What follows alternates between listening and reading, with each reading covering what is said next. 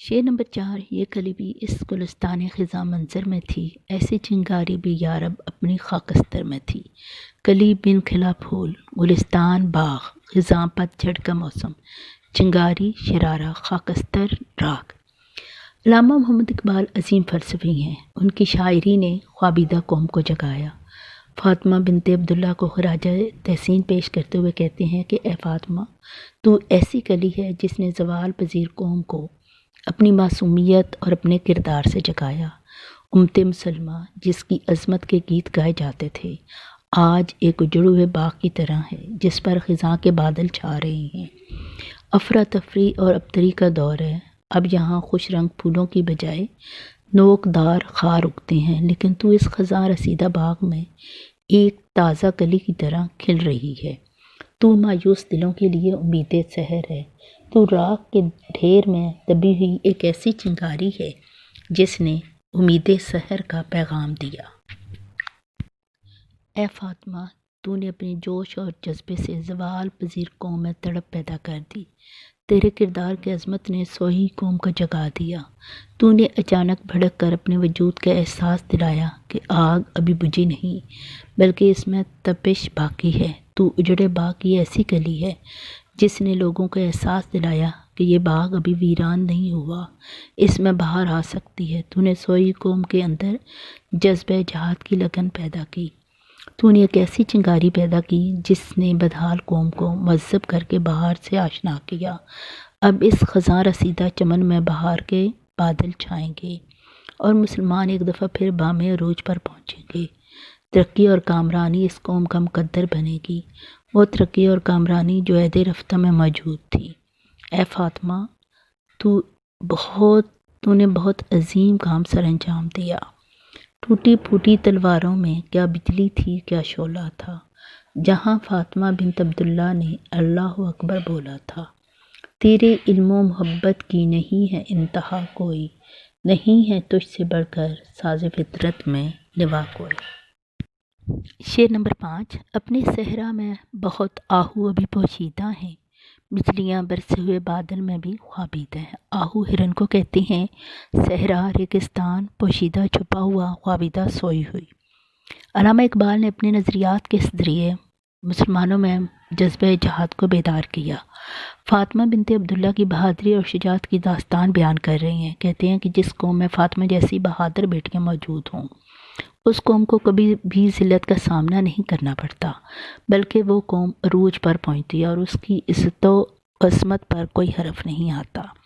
صحرا کی بیٹی نے اپنی جان کا نذرانہ دے کر قوم میں لڑنے کا جذبہ بیدار کیا، امید کی کرن روشن کی، قوم کو ایک نئی زندگی کی راہ دکھائی۔ جب قوم پر برا وقت آیا تو فاطمہ اپنی امت کو بچانے کے لیے نکل کھڑی۔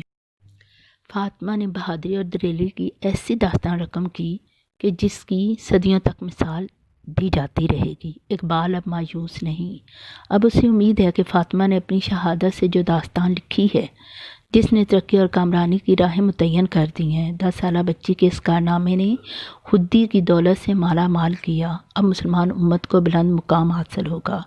ہرن اصل میں سبز زاروں میں رہتے ہیں، صحرا میں نہیں رہ سکتے۔ یہاں آہو سے مراد وہ بہادر لوگ ہیں جو اپنے دلوں میں وطن سے محبت کا جذبہ رکھتے ہیں اور وطن کے لیے ہر چیز قربان کرنے کے لیے تیار رہتے ہیں۔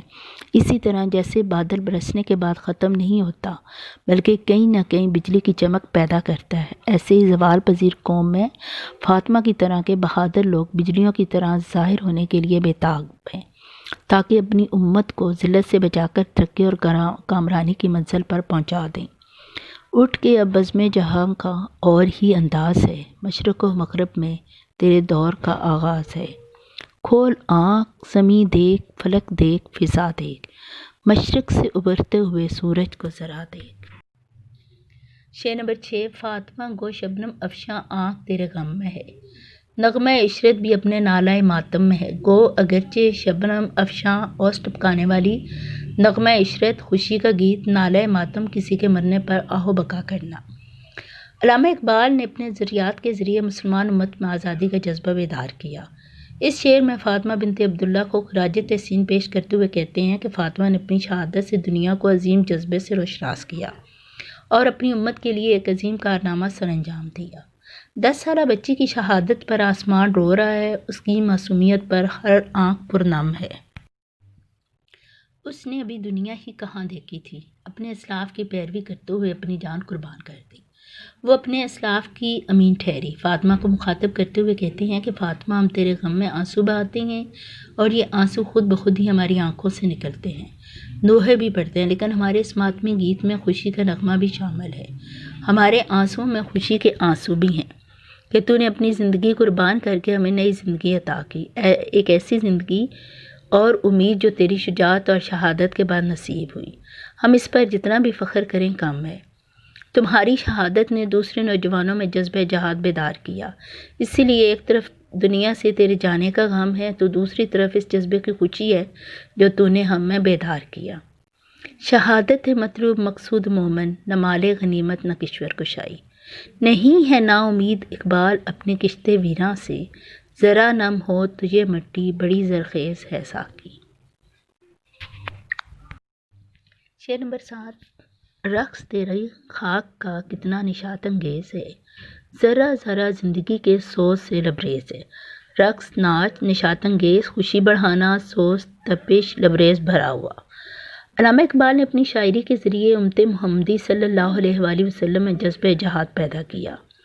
فاطمہ بنت عبداللہ کو خراج تحسین پیش کرتے ہوئے کہتے ہیں کہ اے فاطمہ، تیری شہادت نے مسلمانوں میں ایک نئی لہر پیدا کر دی ہے اور میں اس آزادی کو پوری دنیا میں ابھرتے ہوئے محسوس کر رہا ہوں۔ تیری عظیم شہادت امت محمدی صلی اللہ علیہ وآلہ وسلم کے لیے ایک جرأت مند قدم ہے۔ زندگی اور موت ایک ایسی حقیقت ہے جس سے انکار نہیں کیا جا سکتا۔ جو اس دنیا میں آیا ہے اسے لوٹ کر جانا ہے۔ تیری شہادت نے ایک ایسے جذبے کو رقم کیا جس کی مثال نہیں ملتی۔ تمہارے وجود کا ایک ایک ذرہ ہم سے تقاضا کر رہا ہے کہ ہم غلامی کی زنجیروں کو توڑنے کے لیے اپنی جانوں کی پرواہ نہ کریں۔ جب تیری قبر کی مٹی اٹھتی ہے تو اس کا ذرہ ذرہ ہم میں جوش اور پلولہ پیدا کرتا ہے۔ 10 سالہ بچی نے اپنی زندگی قربان کر کے امت مسلمہ کی آنکھیں کھول دی ہیں، اس لیے اب ہر طرف جذبہ جہاد کی پکار سنائی دیتی ہے۔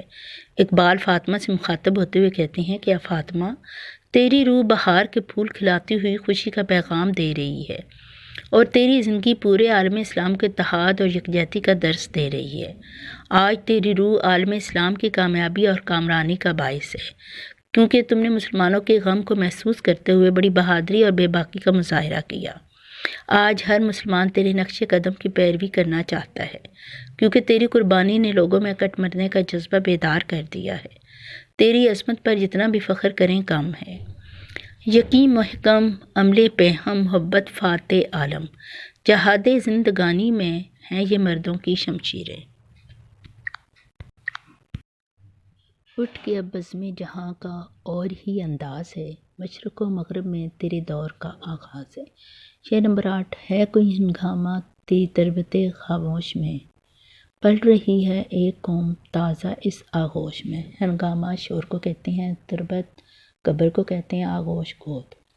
اقبال مسلمانوں کو عظمت رفتہ کی یاد دلا رہے ہیں جب مسلمان عروج پر تھے۔ فاطمہ بنت عبداللہ عرب کی کم سن مجاہدہ تھیں، جسے خراج تحسین پیش کرتے ہوئے اقبال کہتے ہیں کہ تیری شہادت نے ایک ایسا ولولہ پیدا کر دیا کہ جس سے قوم کی تعمیر کا پتہ چل رہا ہے۔ ابدی نیند سونے والی محبت کی علم بردار اپنی تربت سے ایک عظیم قوم کو جنم دے رہی ہے۔